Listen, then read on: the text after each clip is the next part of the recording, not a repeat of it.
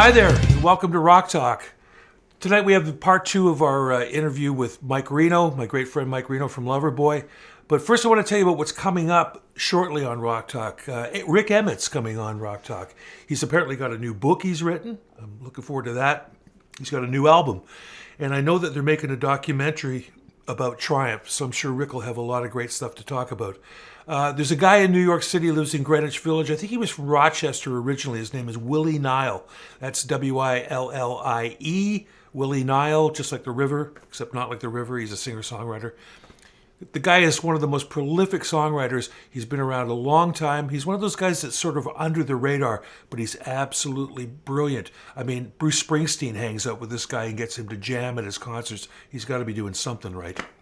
Flood's Ed Pilling, my oldest friend in the music business, and boy, don't we look it. He's going to be on at some point, and we're going to talk all Flood, and that should be a good one. I've done many interviews over the years with Ed. He's always got lots to talk about, and he's a great guy, so tune in for that one. And so far, last but not least, Frank Triano. Now, you might not recognize the name Frank, but you probably certainly recognize the name Triano. He is Dominic Triano's brother. Him and another fellow have written a really in-depth book about the life of the great Dominic Triano. That's going to be a really good one. So that's all coming up on Rock Talk. But without further ado, let's get into part two of Mike Reno. Hope you enjoy the show. But think about it. Could you imagine if I'd have been in your band, like you have Keith Moon on bass in your band, and I'm doing all that insanity that I was known for? I would have... Get back there. I could just, I'm about to play with you. I got another thing I thought about today is that I was watching a lot of videos of you guys, right? But I also found, like, I love it when you see an unknown band from someplace outside of our domain doing one of your songs. Like my particular favorite, there's a guy out there that plays Pretty Bad Boys like a Lawrence Welk accordion song. Okay. I love that one. And there's a guy in Norway that does like a banjo style Deliverance take on Under My Hat. Oh, that's great. But I found about 20 working for the weekend bands. Every state in the United States must have a working for the weekend band. And some of them were quite good. Have you ever seen any of these guys? It was funny you should mention, because somebody just sent me a version of Turn Me Loose. And I swear, they did it better than we did. And I thought we did a pretty good job. But they did it spot on. And I just went, geez, they had 6 guys in the band, though. We only have 5. So. Oh, yeah. Well, 6 against 5 ain't fair. They had an extra guy. Yeah, that ain't fair. Did they have 2 singers to pull off the bit? There was a girl in the background. So I guess there was 7 of them. There was two guitar players, bass, keyboards, drums, vocals, and backup singer. So they had it. And, it was fantastic. I should probably remember what the band was called. I can even probably look it up. Somebody sent it to me. It was fabulous. I don't want to waste time looking stuff up, but it was good. Oh, trust me, we'll be wasting Reese's time when we go looking for it later on, because it'll show up in this show. Right. A lot of people don't know this, but like myself, you're Irish. Your real name is Renoski. It's Renoskevich, actually. Renoskevich. Is it? Even better. My manager thinks I'm Jewish from Poland. They'll think I'm a Jew, too. My grandparents grabbed my father and his brother, which is my uncle, and they walked basically as far as they could out of Poland, made it to the port. And at the port, there was 2 lineups. One went to Halifax and one went to Ellis Island, New York. Yeah. They got in whatever lineup they got in, and then they came over. Had they not got them, because it was just before, all hell broke loose, and because Poland really suffered, really suffered. They got squashed and bombed and killed. It was terrible. Yeah. I think about that, because if you really think about the 6th degree of separation, had that not happened, I wouldn't be sitting here talking to you. And I'm sure you probably have a story that's very similar. It's the same with my people. They came and they made it to Halifax. We found out a couple years ago because of Facebook, this lady contacted us from Melbourne, Australia, and said, was your grandfather's name Joseph? And we said, yes. And she goes, well, he had a brother that you don't know about, and he ended up in Australia. And they actually came and visited us. So the same thing, So what this is leading up to, apparently Godovitz is my stage name because this woman told us that our real name is Godoy, Gregory Godoy. So that would have been it. And then when they got to Halifax, it was, anglicized to Godovitz, which makes no sense at all. But so when did you decide that Reno was going to be, the tag you were going to use for the rest of your career? Well, just so you know, I've got a document with all the papers of immigration that my dad had left. And I don't have it, it's here somewhere. Anyways, I opened it up and you can't even pronounce the last name. It's like 26 letters. Most of them are like Y and N and Z. Ski. And, so the actual name, as far as we can understand it, is Reno Skievich. So it's Reno Skievich. So you shorten it. They just walk. It's just like you when you come to Halifax. They just said we don't have names that big here in Canada. That's what they must have said to them, right? Right. So they took the Vich off, so it ended up being Renoski, Rynoski. I just shortened it again to Reno, but that's what they called my brother and I. They just said, "Hey, Reno, let's go grab some pigeons. Let's go chase pigeons. Hey, Reno, let's go fishing. Reno, let's play some songs." It was always just Reno for my brother and I. And when I joined Columbia Records, I remember the head guy who was doing all the paperwork sat me down and he went, "I thought your name was Reno." I says, "Well, it's actually Renoski." He goes, "Well, we're going to shorten that right now. You're going to be Reno." So we changed it right there, right then and there. And I just said, "Okay, fine." It's just, and so there's just been Reno for the last 40 years, to be honest with you. That's how it happened. Yeah, I was going to shorten mine just to God, but I figured someone would get offended. God, that would Great God. I knew somebody would be pissed off with me, so God it was. I spoke with Earl Johnson today. Are you kidding me? No, man. I said, Earl the Pearl. You must have Earl the Pearl. I said, you must have something embarrassing on Mike. And he says, well, just ask him if he remembers the name of my first wife. He says, I said to him, I had nothing to do with her, man. He says, no, Reno, ask him if he remembers my first wife. Wow, that was terror. I'm trying to think of it. Just as terror. Krista. Oh yes, that's exactly right. Yeah. She was on him like, boy, that was a tough one. Yeah, she was.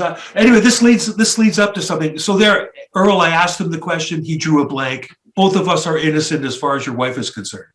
I think I am. I don't know about you, but Reverend Dan, where I got my friend Reverend Dan here. Yes, he wants to know about Moxie. Okay. So you joined Moxie, and you tell us a story about joining Moxie. That was a heck of a story. I remember being asked if I would consider auditioning for a rock band out of Toronto. And without being arrogant or anything, I said to the people on the phone, I said, send me some records and I'll have a listen. What else are you supposed to say? And so in the mail came records. And I remember this because I still have a scar on my chest, just right here. I was so excited. I took the knife to cut the package open like this. And when it came to the end of the package, the knife went, and I was just walking around with no shirt on, and blood just started trickling down my stomach because I cut my chest with the knife after opening the Moxie albums. So I knew something was about to happen. Stuff like that just doesn't ordinarily happen. So I threw the records on and I went, wow, these guys are pretty good. It's really simple music. It was kind of catchy. And I said, I don't know, because I've been with this band that I started for 6 years, 7 years. All the guys, I would have been disappointed. I'm sure the guys were very disappointed because I think it basically broke them up. So I had to leave Calgary and I flew to Toronto. I got a basement suite at the Beaches and I proceeded to get picked up every day and taken to this studio where all the equipment was set up. And they said, let's write some songs. Just right out of the blue. It was just like, so we just started writing songs. And it was one of those things where I was forced into it. I wasn't a prolific songwriter at the time, but because I had to do it, I just did it. Have you ever been put in a situation where they just say, do this, and you'd never done it, but you just do it? That's kind of what I did with songwriting. And that was kind of my first foray into songwriting. And it was cool to be in that band. I lasted 3 years. It was very cool. It was kind of a tough haul. I didn't like the record company they had. I didn't like their manager. He was a bit of a squirrel, and the record company, I think, made T-shirts and hats and stuff to shine your car. And it wasn't a record company, and they just would give you like 40 grand to do an album. Right. But I get a chance to meet Jack Richardson, the great Jack, and work in a record a shop called Nimbus 9 down in Hazelton Lanes. Exactly. Yeah. That was a real experience. Great studio. And so that was my first real experience, and the whole thing just kind of happened. We did shows. We had this really super duper van that had all these great captain seats in it. I just get sit in this thing, and they drive around, and we do concerts. It's kind of like a dream to me. It was so long ago now that it's like 45 years ago. I mean, that's a long time. 1978. It was 78 that you recorded the Under the Lights album with Moxie. Oh, okay. Do you know the house the roadies all used to live in? It was close to the Knob. The roadies. Yeah, I lived there. It was called the Roadie Hilton. Yeah, with Killer and I lived there. Well, I was there and this is probably why I have a love for sports cars, especially Porsche. I remember one day I'm just looking out the window in the living room, and this Porsche pulls up, and this guy gets out with long hair, and I went, "Whoa, that is awesome!" And it was Geddy Lee. He was coming by to talk to one of the guys, one of the roadies, and I'll never forget it. You know how something really instills you. Yeah. And the other one was the Knob. What kind of a crazy place was that? Totally. And how do you even come up with a name like the Knob? When I grew up, the Knob was in your underwear. You know what I'm saying? Well, it was the Knob Hill Hotel. Right. Yeah. I used to say about the Knob, and I know Moxie played there a lot. You could go, you'd put 600 people in the seats, you'd get 3 legitimate encores, and someone would still try and punch you out on the way out of the gig. Because the girlfriend liked you. Yeah, because the girlfriend liked you. That's right. I mean, it was insanity. Now, I worked with Buzz Shearman in Sherman and Peabody. Okay? Well, just before I did this interview with you, for the last few days, I've been kind of checking up on some of the guests that you've had on your show, which is fantastic. And I'm kind of learning a little bit more. Before I got to Toronto, there was a whole bunch of other stuff happening with Shearman and all the guys in my band. Buddy Kane, remember Buddy Kane? Sure, of course. I'd love to know what Buddy Kane's up to. He was a fantastic guy. I'll find out for you. Thanks, man. Well, of course, Doug had that tragic motorcycle accident, Buzz rather, because his real name was Douglas. And then they got you in. He was also having problems with his throat, Earl told me today, because, no warm-ups and stuff. By the time they got doing 20 days in a row, he was having a lot of trouble. How are you accepted by a fan base that so embraced the guy with his power and potential back in the day? It was tough. It's tough replacing anybody in a band. I always felt that I wasn't, because I didn't sing like Buzz, but I did the best I could. It was kind of like you jump in the pool. I jumped in the pool, and I knew that some people were probably going, "Well, that's not Buzz," because Buzz was the lead singer. Lead singers generally have a lot of presence. You're the front man. You're right in the front. So you can't hide. So I just walked up there with all the confidence I could muster and did it. And I knew some people probably didn't like it, but I did it anyways. Yeah. So then you go back. That ends for you, and you go back to Calgary, and you and Dean get together. And that's a pretty well-known story. And of course, then you've already told about how Manny came into the fold. Where did you find Scott and Doug? Where did they come from? Well, Doug was always around in Calgary. He was in a couple other bands, but he used to sneak into where we were rehearsing, and he liked the song, so he threw some keyboard stuff down every once in a while, underneath stuff. Because I don't know I guess it's pretty well known. We have a guitar and a keyboard. They kind of play off each other. Guitar,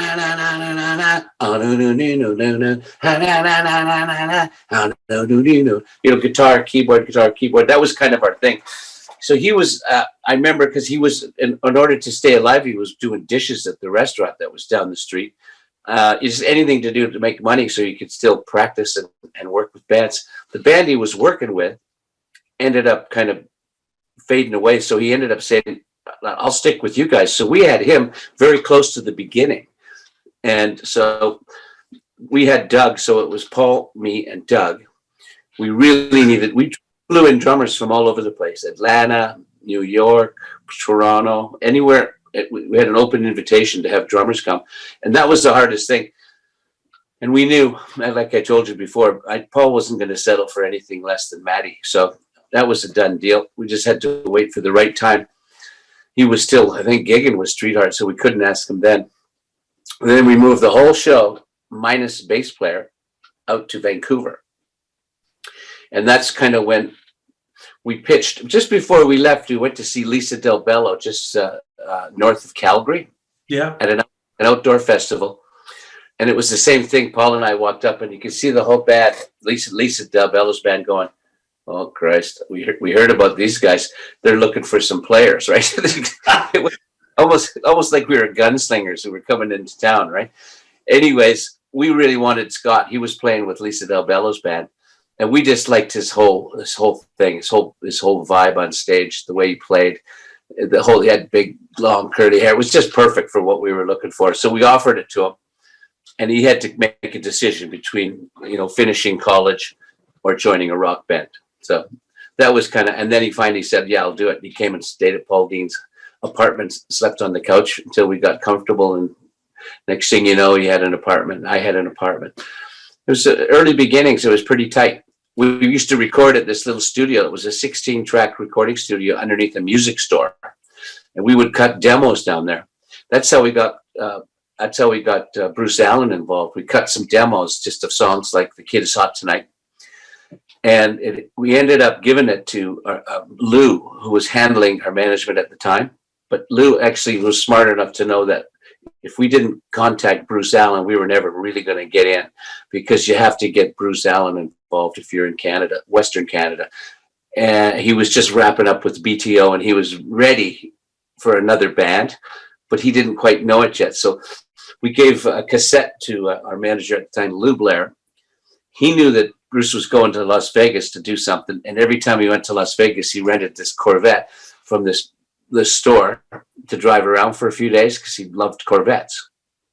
So Lou went down ahead of him, and he put the tape in the tape deck of the Corvette, and he queued it up and turned it up nice and loud. So when he started that Corvette, "The Kid Is Hot Tonight" started. And before he could even get to the volume control to turn it down or off, he started getting into the song. And next thing you know, he went, "Jesus, this is catchy." And then Lou pitched him. And that, it's just like one of those things, right? If that wouldn't have happened, that wouldn't have happened. It's just crazy. That's right. Yeah. Yeah. Kismet. You mentioned that gig it was in Red Deer, by the way.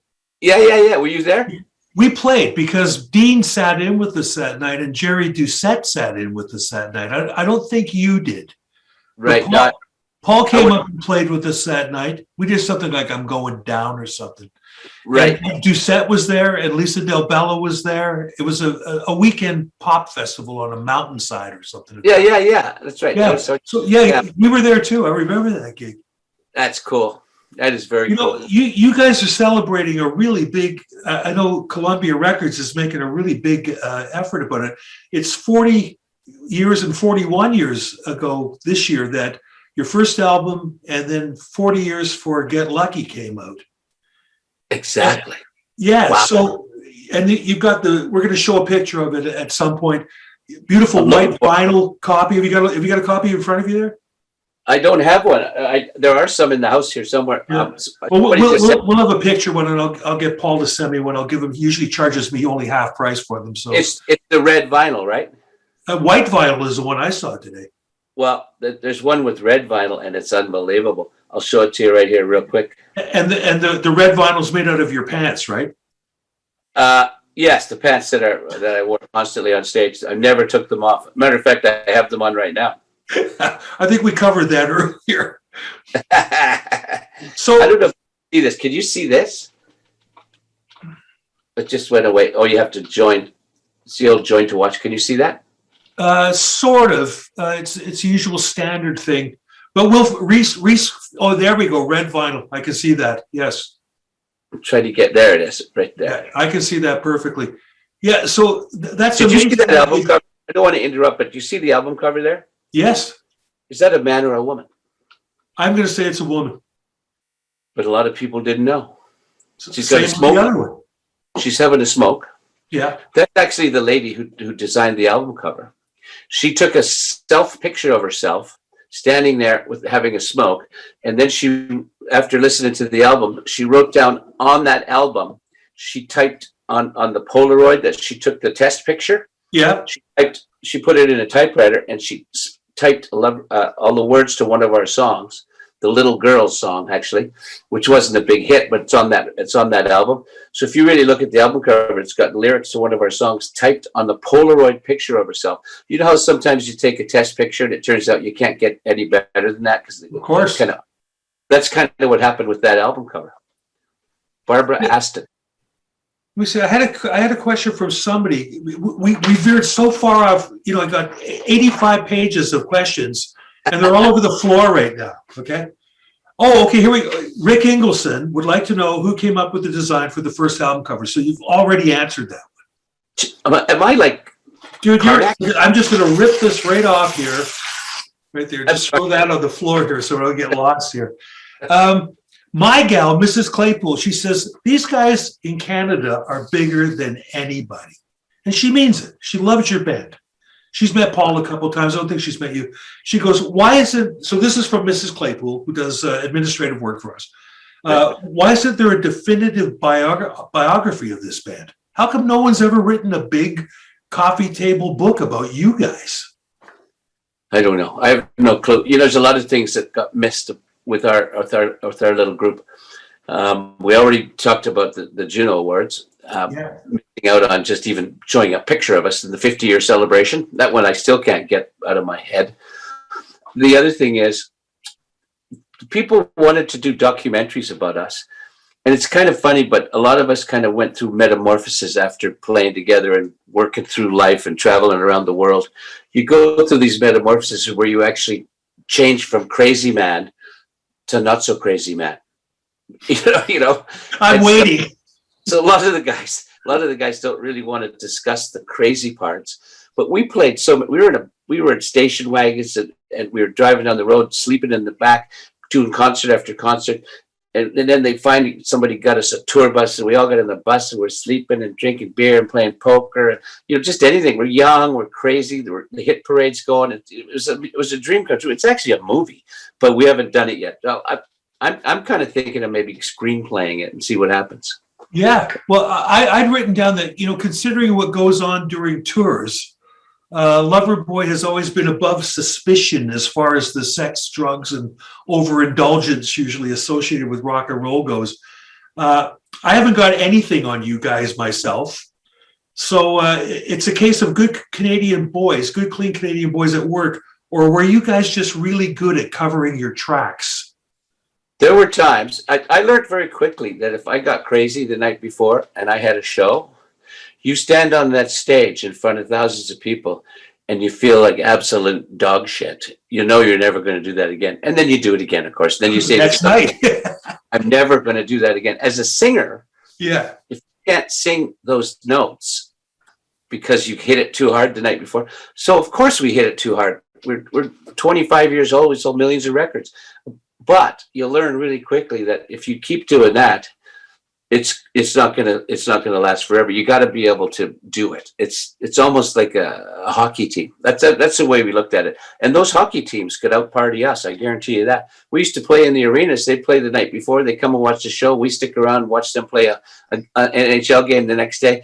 We go out to the restaurants and close the bloody place down. I mean, we weren't clean, but we learned that we had a job to do and we had to be there for it. It's really hard to limp on and off the stage, and you only want to do it a couple times until you learn. Yeah. Having said that, I do recall the last time we hung out together. It was in my hotel room with you and me and Dean until 4:00 in the morning, and you guys had to get up early to drive to the next gig. So, you're a good hang, though, Greg.